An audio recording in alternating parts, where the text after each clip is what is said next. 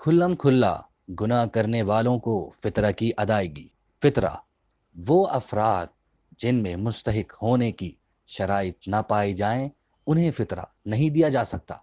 اس میں احتیاط واجب کے طور پر وہ افراد بھی آ جاتے ہیں جو کھلم کھلا گناہ کرتے ہیں، مثلاً بے حجاب عورت یا بغیر عذر شرعی کے داڑھی منڈوانے والا مرد۔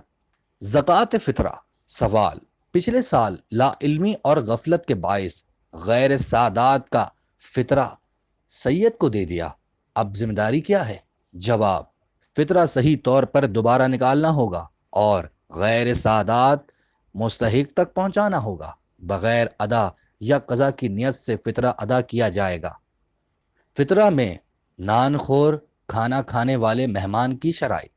آیت اللہ سیستانی کے نزدیک مہمان کا فطرہ اس وقت واجب ہوگا جب مہمان شب عید غروب آفتاب سے پہلے میزبان کے گھر آئے، رات کو میزبان کے گھر پہ رہے، میزبان اس کے لیے ممکنہ لازمی آرام و آسائش کا بندوبست کرے اور میزبان مہمان کے اخراجات کا ذمہ دار ہو چکا ہو۔